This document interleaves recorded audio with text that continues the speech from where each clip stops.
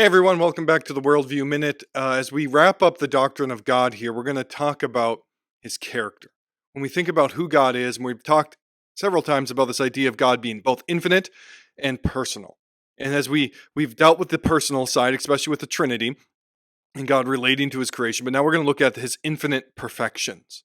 Because that origin spot, where we look at, or that source of everything, has to be able to explain the universe that we inhabit, the world that we live in. If there is no personal God, then everything is reduced to the impersonal, including you and me. But we do have a personal beginning, a personal God. But we also have to account for all the wonders and the glories that we see in this universe. And when you look at the telescopes they're sending out into deep space, and they're taking these magnificent pictures, and we all marvel at them, and we stand in awe of them, and we say, wow, look at how great and marvelous this is. And the universe just seems to keep going and going and going, and its beauty seems unmatched and unparalleled. And that's on the macro side.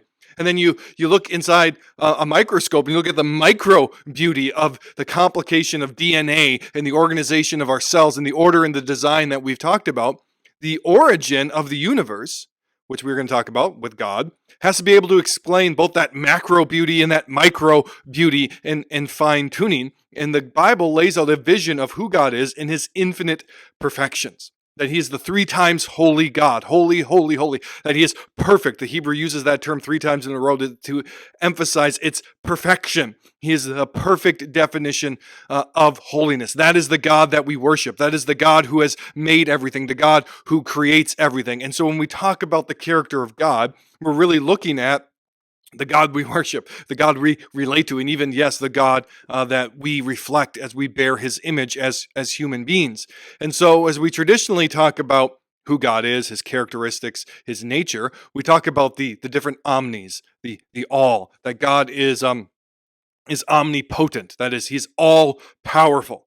That God has the power to do anything and everything that is in accordance with his character. Right, there's nothing more powerful in this universe than God, because everything in this universe is dependent upon God. God is the most powerful being. He is all powerful. He can do everything that he wants to do.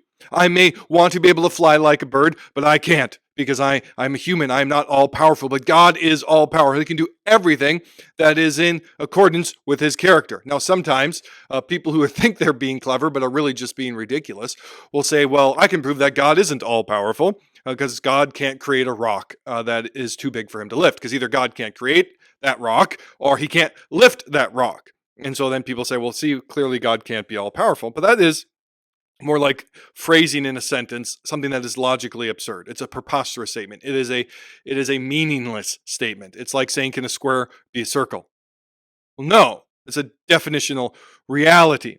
God cannot do something that is against his own character. So the answer to the question is no, he cannot, because your question is stupid.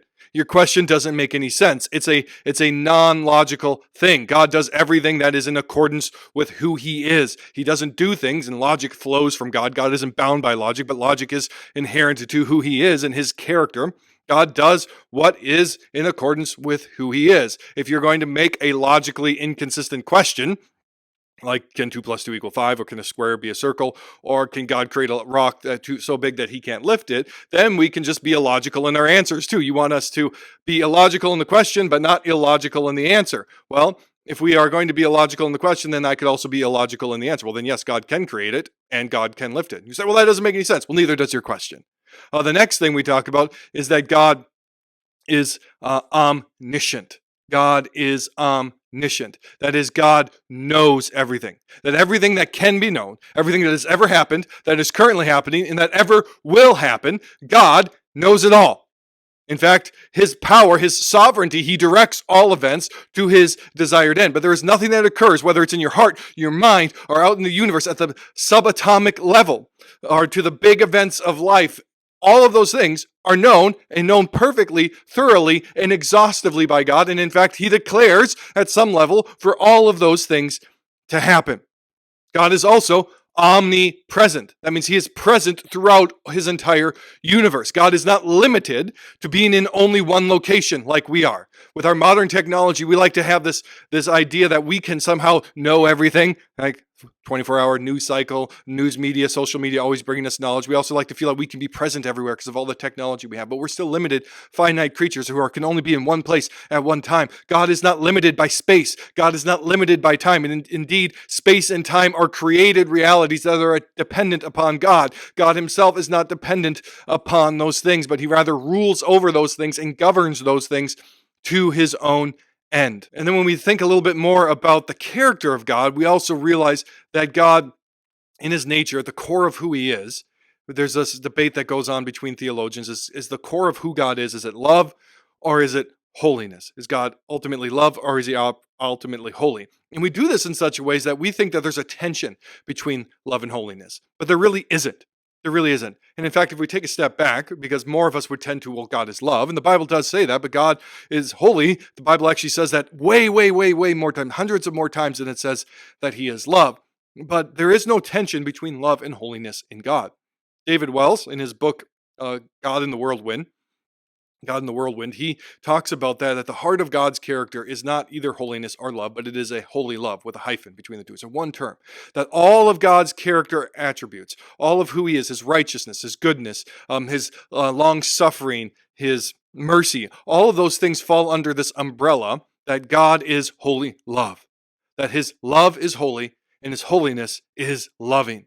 That those things work perfectly together because that is who he is between the Father, the Son, and the Holy Spirit. Holy, holy, holy, and the source of an infinite, eternal love. And we can wrap all of this up by saying that God is also transcendent.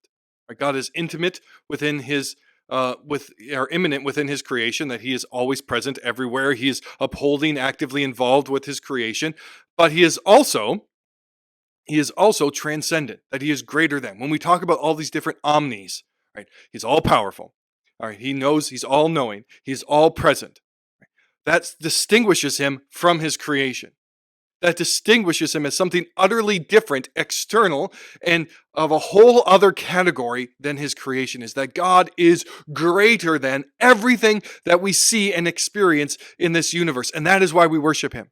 Our very existence hinges upon this God who made the far reaches of space and the forming of nebulas and stars, and who also has the intricate details of making the human cell and bringing forth from it life, bringing life from his own abundance of life. This is the God who created. And we know all of these things, not because we are special, not because we figured those things out by logic, but because God himself has declared those things to us. He has spoken so that we might know him. He has spoken so that as we see who he is, we might see what the world is better, and we might see who we are more clearly. So let's make just two real quick worldview applications.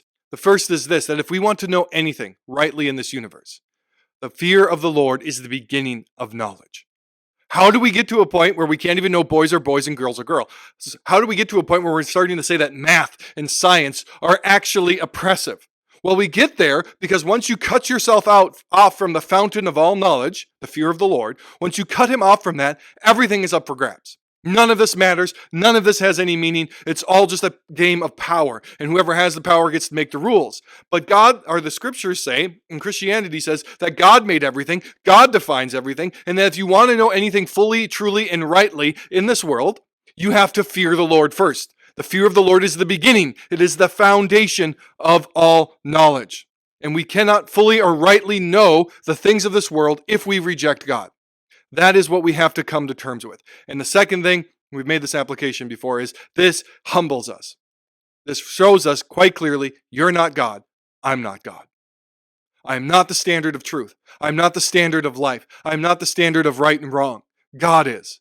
And when you see the God who is all powerful, all present, all knowing, infinitely holy, infinitely loving, then you must bow down and worship him. And so the Christian worldview is submitting ourselves to who God is and living in light of who he is through the fear of the Lord, knowing that he is God and we are not. So I encourage you to like, share, subscribe to these videos and these podcasts here. Share them with friends as we continue to build the Christian worldview, putting this theology together and showing how it should impact how we live throughout all of life.